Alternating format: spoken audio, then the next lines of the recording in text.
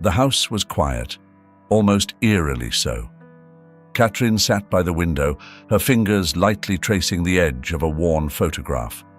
John was in it, smiling, healthy, a picture of vitality from a time that seemed so distant now.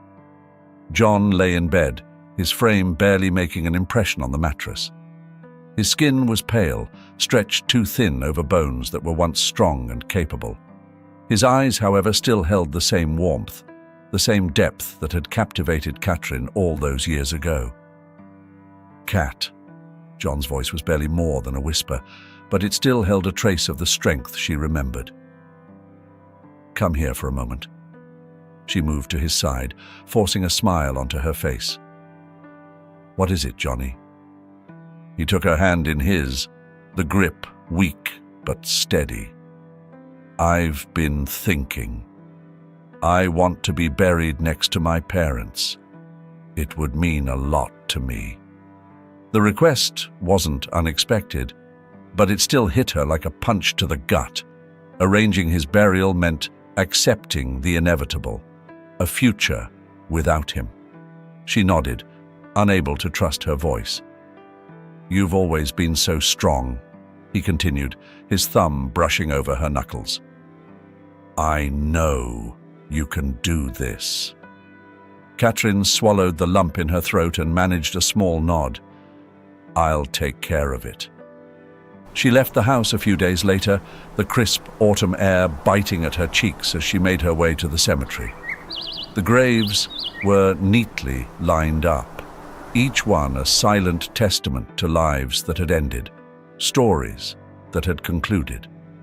The cemetery was serene, a stark contrast to the turmoil in Katrin's heart. She walked slowly along the paths, the soft rustle of leaves underfoot and the distant chirping of birds providing a soothing backdrop. The air was cool, carrying the faint scent of blooming flowers. Katrin had always found cemeteries oddly comforting, a place where life's noise was replaced by a reflective silence. Today, though, the tranquility seemed almost mocking as she approached the caretaker's office to discuss John's burial plot. As she waited for the caretaker, her gaze wandered to a nearby section of the cemetery. There, sitting alone on the grass, was a young girl. Her hair was neatly braided, and she held a pastry in her small hands. Despite the peaceful setting, there was a palpable sadness in the girl's posture. Katrin felt a pang of empathy. She knew that kind of loneliness all too well. Taking a deep breath, she walked over to the girl, who looked up as she approached. "Hi there," Katrin said gently. "Are you visiting someone?" The girl shook her head. "No, not really. My mum died recently and I just like it here. It's quiet." Katrin sat down beside her, careful not to disturb the flowers. "I'm sorry to hear about your mom. That must be really hard." The girl nodded, her eyes downcast. "I'm Molly. My aunt takes care of me now, but she's got her own kids to worry about. I heard her talking about sending me to an orphanage." The fear in Molly's voice was unmistakable. Katrin felt her heart clench. "That's a tough situation, Molly. How old are you?" 10, Molly replied, nibbling on her pastry. "I don't want to go to an orphanage. I don't want to leave my mum behind." Katrin reached into her bag and pulled out an apple, offering it to Molly. "Here, take this.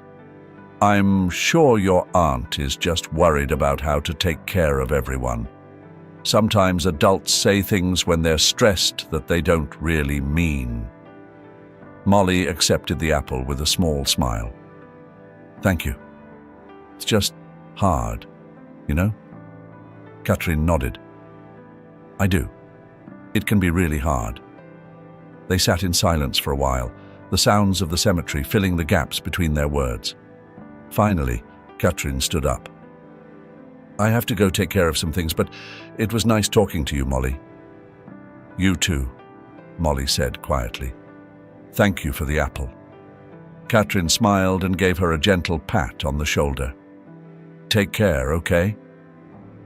As she walked back to the caretaker's office, her thoughts lingered on the young girl. Molly's fear and vulnerability had touched something deep within her, stirring memories of her own childhood and the struggles she had faced. After finalizing the details for John's, Katrin drove home.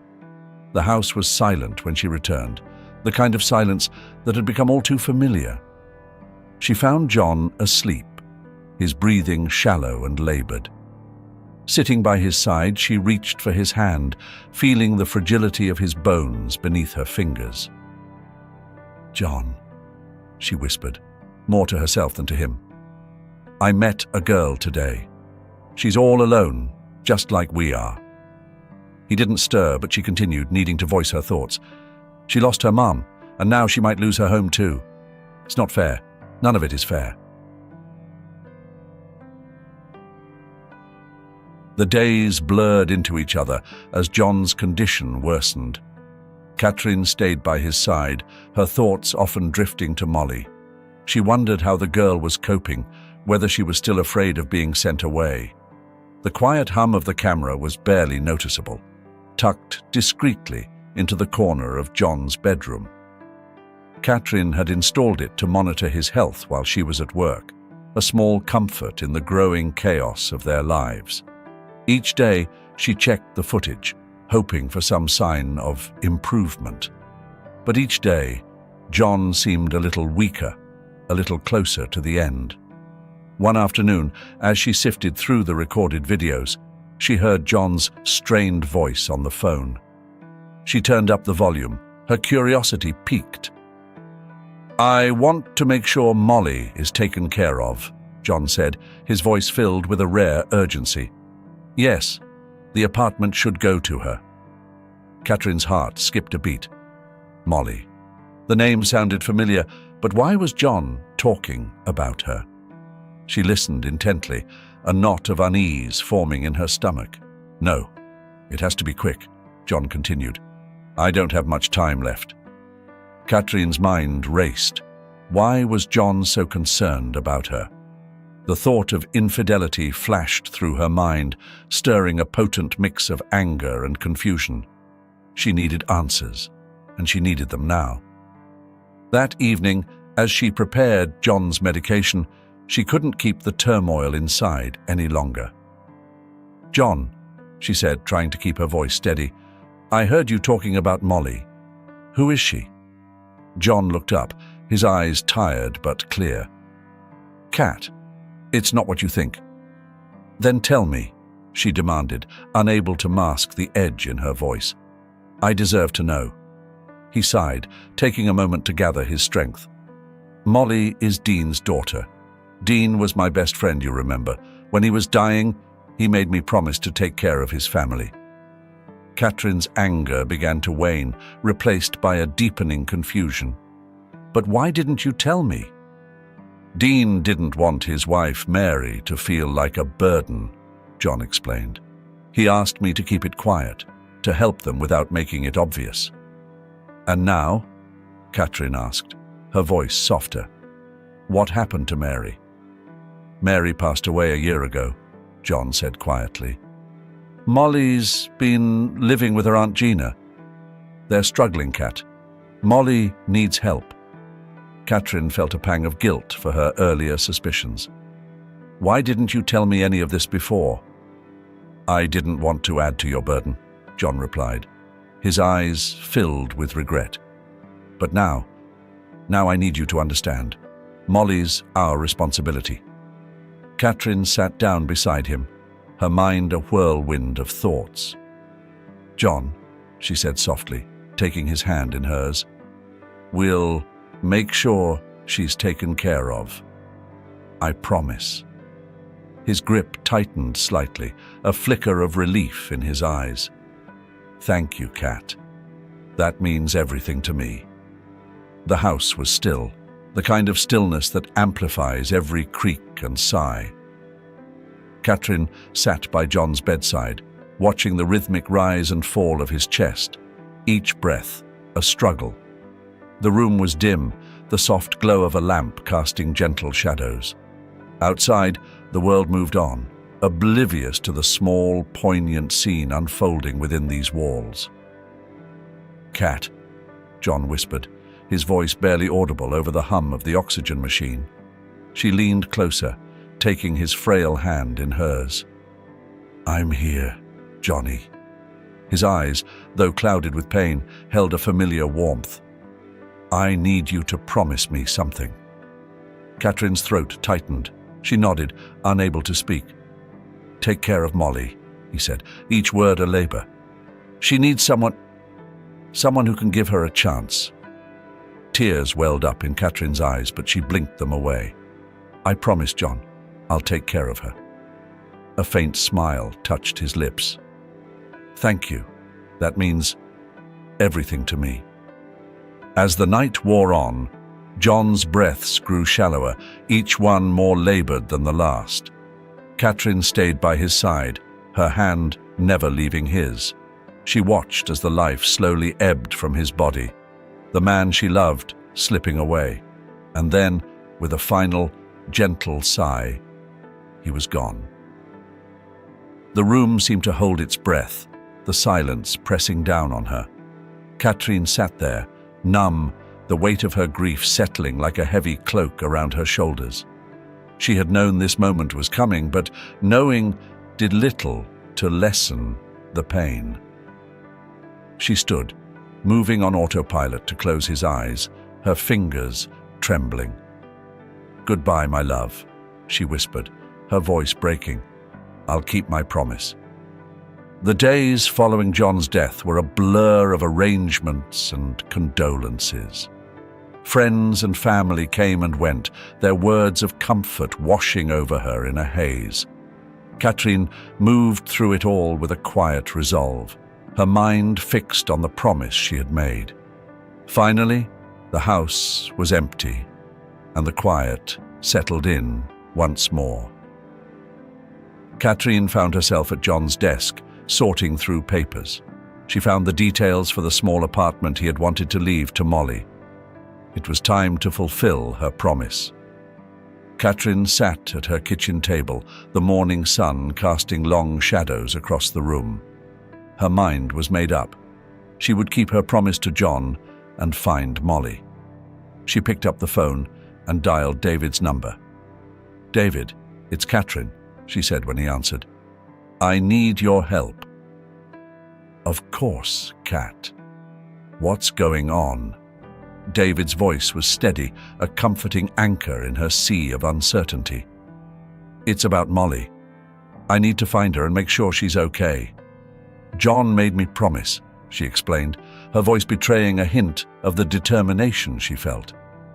David was silent for a moment. "I have some information that might help. Can we meet up?" "Yes, please. The sooner, the better," Catherine replied. They agreed to meet at a small cafe in town. As Catherine walked through the door, she saw David already seated, a coffee cup in hand. He stood up and gave her a reassuring hug. "Catherine, I'm so sorry for your loss," he said, his voice filled with genuine sympathy. "Thank you, David. I appreciate it," she replied, taking a seat across from him. "But right now, I need to focus on helping Molly." David nodded and pulled out a small notebook.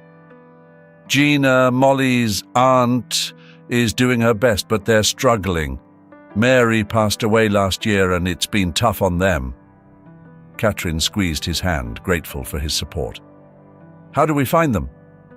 "I've got their address," David said, passing her a piece of paper. "It's not far from here. We can go today if you're ready." "I am," Catherine said with determination. The drive to Gina's house was filled with a tense silence.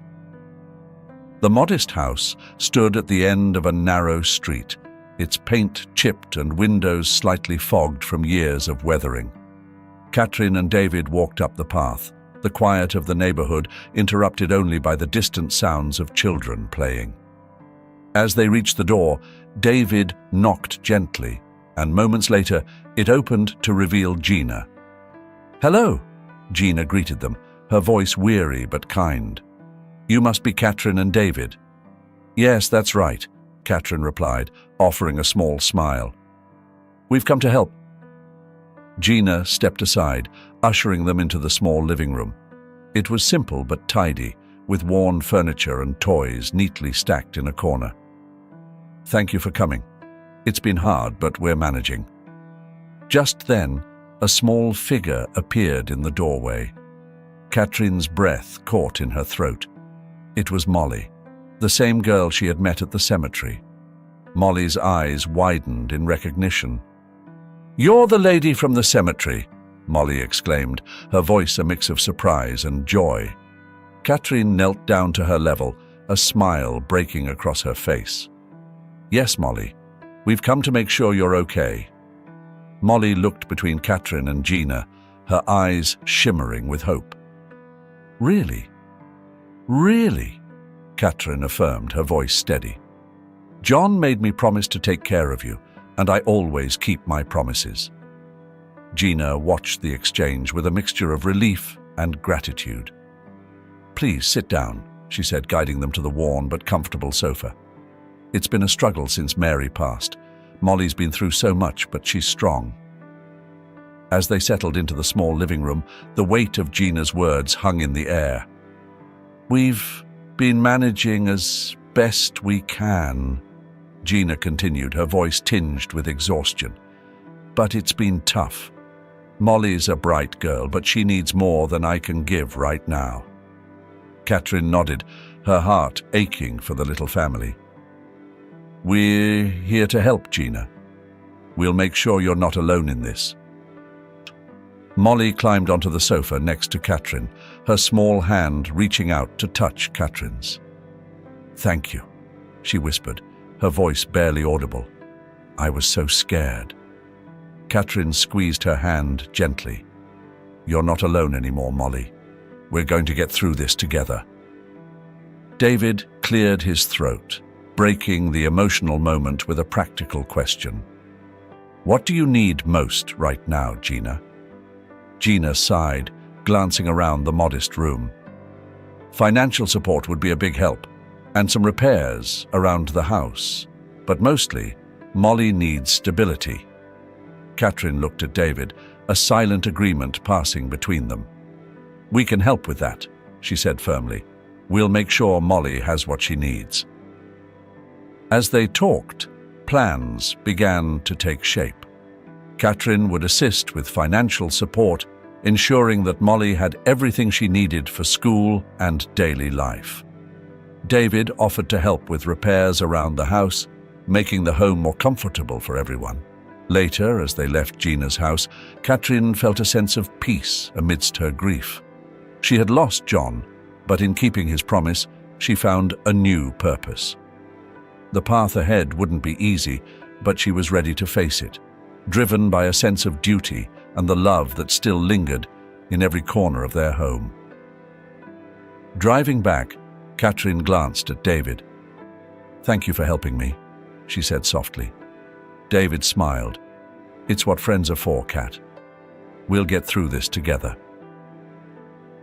That night, as Katrin sat in the quiet of her bedroom, she whispered into the darkness, "I'll keep my promise, Johnny. I'll take care of Molly." The early morning light filtered through the thin curtains of Gina's modest home. Katrin stood in the small kitchen, unpacking groceries she had brought. Gina watched her with a mixture of gratitude and relief. "You really didn't have to do all this," Gina said, her voice heavy with exhaustion but tinged with gratitude. Katrin smiled gently, placing a loaf of bread on the counter. "I want to help, Gina. This is just the beginning." Gina nodded, her eyes glistening. "You have no idea how much this means to us." As the weeks passed, Katrin's visits became a regular part of their routine. She brought food, clothes, and other necessities, but more importantly, she brought a sense of hope and stability. Molly, initially shy and withdrawn, began to open up, little by little. One afternoon, as they sat in the small living room, Molly looked up from her drawing and spoke, her voice hesitant. "Katrin, do you think things will ever get better?" Katrin paused, considering her words carefully. "Yes, Molly. I believe they will.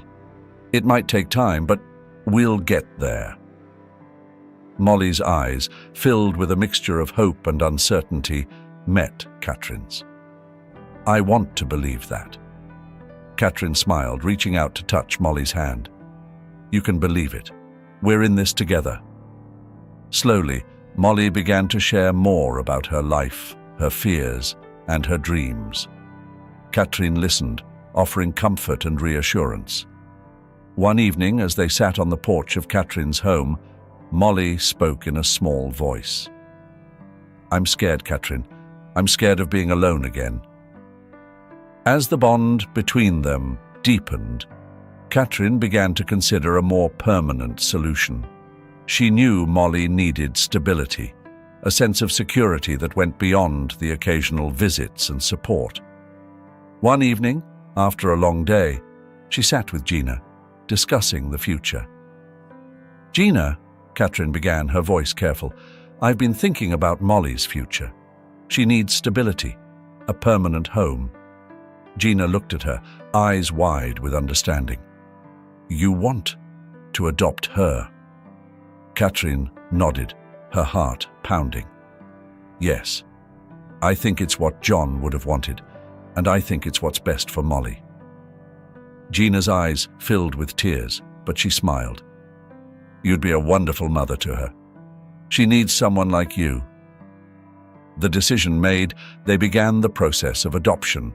It was a slow and often frustrating journey, filled with paperwork and legal hurdles, but Katrin was determined.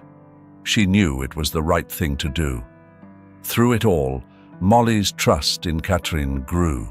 She began to see Katrin not just as a helper or a friend, but as a true guardian, someone who would always be there for her. The process was long, but each step brought them closer to becoming a family. The loss of John was still a deep wound, but in caring for Molly, she found a new sense of purpose. She was no longer alone in her grief.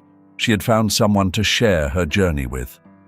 Months passed, and the adoption was finally approved. On the day the papers were signed, they sat together, the weight of their journey lifting as a new chapter began. "Molly," Katrin said, her voice choked with emotion, "welcome home." Molly's smile was bright, her eyes filled with tears of joy. "Thank you, Katrin, for everything." Katrin hugged her tightly, whispering into her hair, "We're family now, and we'll face whatever comes next, together." In the quiet of their new beginning, surrounded by the warmth of their growing bond, they found a sense of peace and a promise of a brighter future. For the first time in a long time, both Katrin and Molly felt truly at home. The morning started like any other. The sky was a crisp, clear blue, and the air was filled with the sounds of birds chirping and children playing. Katrin was driving Molly to school, the car filled with the soft hum of the radio and Molly's chatter about her upcoming school project. They were in the middle of discussing ideas when it happened. The truck appeared out of nowhere. One moment, the road was clear, and the next, a massive, out-of-control truck was barreling towards them. Katrin's heart leapt into her throat as she swerved, trying to avoid the collision. The sound of screeching tires and the deafening crash filled the air as metal met metal. The impact was brutal. Katrin's head slammed against the steering wheel, and everything went dark. When she came to, the world was a blur of flashing lights, shouting voices, and unbearable pain. She could hear Molly crying, her voice a desperate, heart-wrenching sound that cut through the fog in Katrin's mind. "Molly," she tried to say, but her voice was weak, barely a whisper. She struggled to move, to reach out to her, but her body refused to cooperate. Strong hands pulled her from the wreckage, and she was strapped onto a stretcher. The paramedics worked quickly, their faces a mix of concentration and urgency. She tried to speak, to ask about Molly, but the words wouldn't come. Her vision blurred, and darkness claimed her again. She awoke in the hospital, the sterile smell of antiseptic filling her nostrils. Her body ached, every movement a reminder of the crash. Her first thought was of Molly. Panic surged through her as she tried to sit up, only to be gently pushed back by a nurse. "Easy, Miss Katrin," the nurse said softly. "You need to rest." "Molly," Katrin croaked, her throat dry and voice hoarse. "Where's Molly?" The nurse's expression softened. "She's okay. She's with your friend David. He brought her here and has been waiting for you to wake up." Relief washed over Katrin, and she sank back into the pillows, tears of gratitude filling her eyes. "Thank you," she whispered. David appeared shortly after, a worried but relieved look on his face. "Katrin, thank God you're awake." "How's Molly?" she asked urgently. "She's shaken up, but she's okay," David reassured her. "She's been asking for you." Katrin nodded, her heart aching with both relief and pain. "I need to see her." David squeezed her hand. "You will, as soon as the doctors say it's okay." Over the next few days, Katrin's recovery was slow and painful. She had suffered a concussion, several broken ribs, and a fractured leg. The physical pain was intense, but the emotional toll was even greater. The thought of what could have happened to Molly haunted her, keeping her awake at night. When she was finally able to see Molly, the reunion was filled with tears and hugs. Molly clung to her, her small body trembling with relief. "I was so scared," she whispered. "I thought I was going to lose you." Katrin held her close, her own tears falling freely. "I'm here, Molly. I'm not going anywhere." As she lay in the hospital bed, Katrin had a lot of time to think. The accident had been a harsh reminder of how fragile life was. It reinforced her determination to create a stable, loving home for Molly. A place where she would always feel safe and cared for. The road to recovery was long and arduous. Physical therapy sessions left her exhausted, and there were days when the pain and frustration threatened to overwhelm her. But through it all, Molly was her constant source of strength and motivation. One evening, as they sat together in the hospital room, Molly looked up at Katrin with a serious expression. "I don't know what I would have done without you." Katrin smiled, though her eyes were filled with tears. "And you saved mine, Molly. You've given me a reason to keep going." The bond between them grew stronger, forged in the crucible of their shared ordeal. They talked about the future, making plans and dreaming of the life they would build together once Katrin was fully recovered. When the day finally came for her to leave the hospital, they both felt a mix of excitement and nervousness. David drove them home, the journey filled with cautious optimism. As they walked through the front door, Molly turned to Katrin, her eyes shining with determination. "We're going to be okay, right?" Katrin smiled, her heart full. "Yes, Molly. We're going to be more than okay. We're going to be happy." In the quiet of their home, surrounded by the familiar sights and sounds, they began to heal. The accident had left its mark, but it had also strengthened their resolve to face whatever challenges came their way, together. Katrin's home was filled with the warm glow of a late afternoon sun, casting soft shadows on the walls. She and Molly sat at the kitchen table, painting together. Molly's concentration was intense, her tongue peeking out between her lips as she carefully added color to her picture.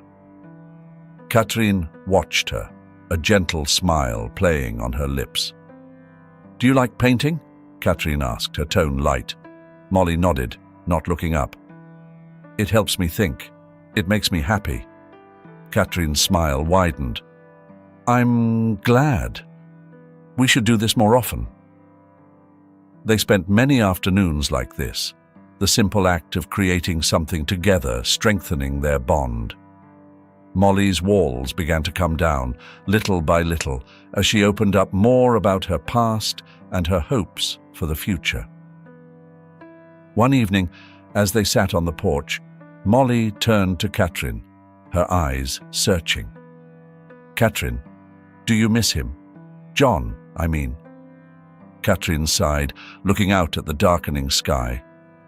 "Every day, Molly. He was a big part of my life. But having you here helps." Molly leaned her head against Katrin's shoulder. "I'm glad you found me." Katrin wrapped an arm around her, feeling a deep sense of peace. "Me too, Molly. Me too." The days turned into weeks, and Katrin found herself reflecting more on her own past. One afternoon, she decided to share her story with Gina. They sat in Gina's small living room, sipping tea. "Gina, there's something I need to tell you," Katrin began, her voice steady but soft. "I've never talked about this before, but I think it's time." Gina looked at her with concern. "Of course, Katrin. What is it?" Katrin took a deep breath. "Years ago, I went through something very traumatic. It changed my life completely. I never thought I'd be able to talk about it, let alone heal from it. But helping Molly, being a part of her life, it's helped me more than I can say." Gina reached out, taking Katrin's hand. "I'm so sorry you went through that. But I'm glad you're finding healing.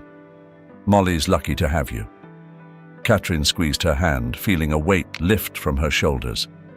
"Thank you, Gina. It means a lot to me." As the legal process of adoption moved forward, both Katrin and Molly found themselves filled with a renewed sense of hope.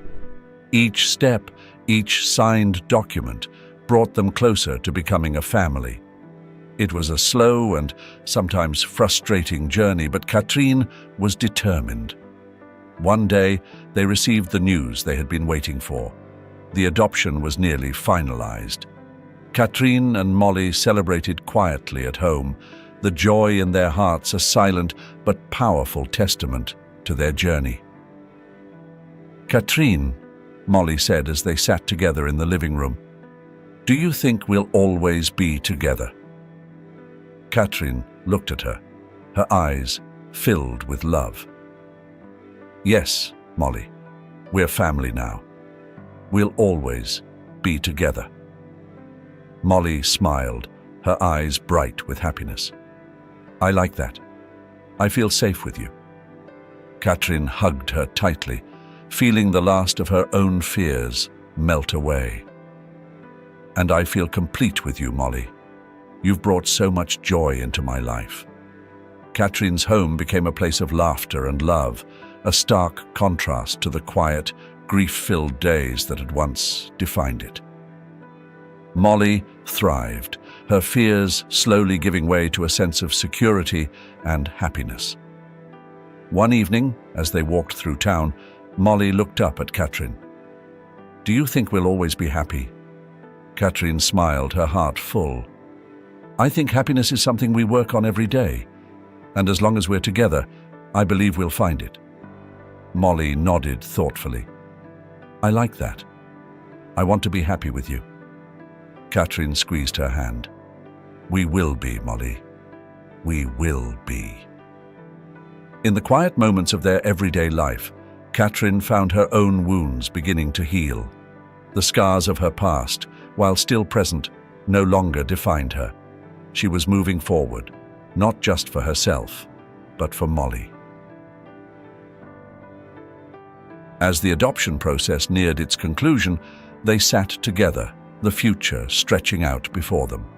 It wasn't perfect, but it was theirs, and in each other they found the strength to face whatever came next.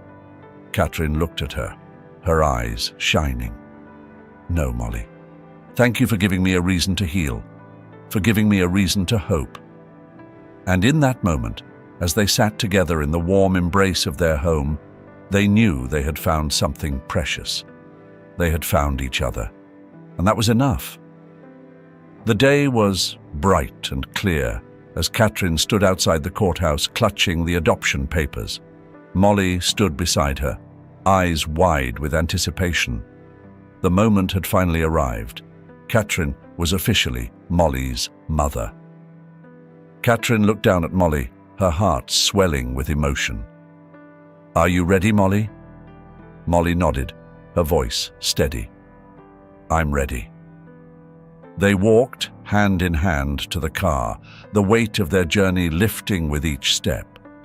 As they drove to the cemetery, the silence was comfortable, filled with unspoken understanding and shared hope. At John's grave, they stood together, the gravestone a silent witness to their new beginning. Katrin knelt, placing a bouquet of fresh flowers at its base. "John," she whispered, her voice catching, "we did it. Molly is ours now." Molly stepped forward, her small hand resting on the stone. "Thank you, John, for everything." They stood in silence, the gentle breeze carrying the faint scent of flowers.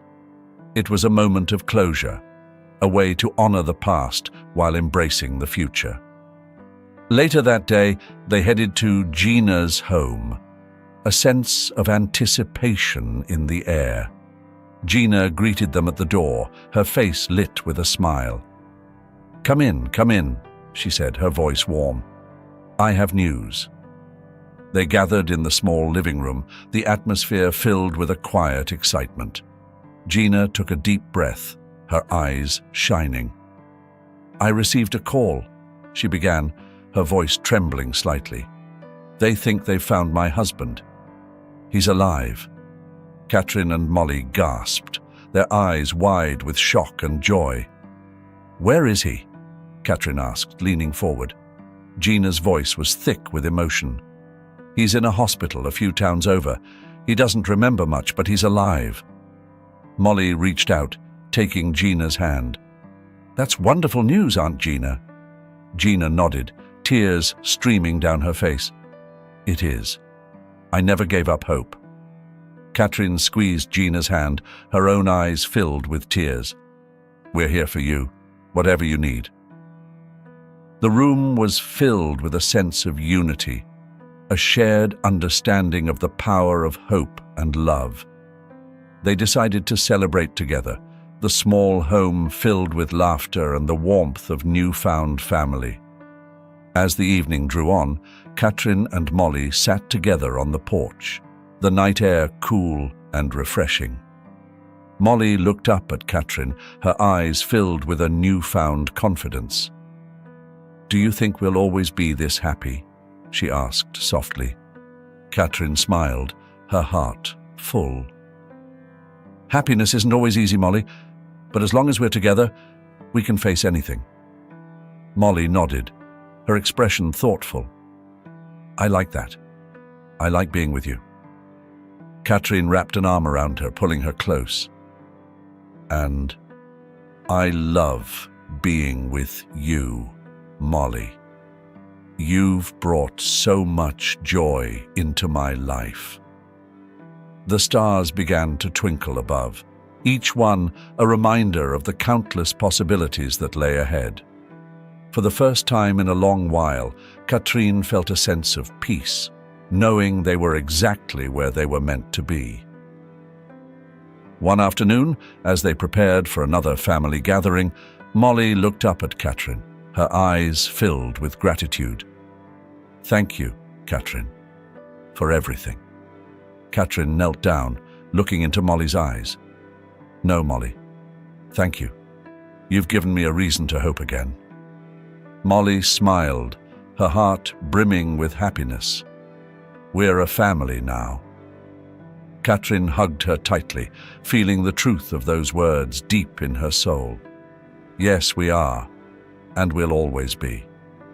The future stretched out before them, filled with challenges and joys yet to come. But with each other, they knew they could face anything. They stood together, a family forged by love, resilience, and the unbreakable bonds of the heart. And in that moment, They knew they had found something truly precious. Each other. Thank you so much for taking the time to watch our video. We hope these stories of kindness have not only warmed your heart, but also served as a powerful reminder of the goodness that still exists in the world. Each act of kindness, no matter how small, is a reflection of the love and compassion that God teaches us to share with one another. We believe that by sharing these stories, we can inspire others to look for opportunities to spread kindness in their own lives, thereby creating a ripple effect of goodness that touches countless souls. Let these stories remind us all of the power of faith and the importance of trusting in God's plan. May they inspire you to seek out the good in every situation and to be a beacon of light for others. As we go forward, let us commit to being vessels of God's love, spreading kindness wherever we go. Please don't forget to like, share, and subscribe to stay connected with us and to continue receiving uplifting content. Together, let's make the world a kinder, more compassionate place. Thank you, God bless you, and we look forward to seeing you in the next video.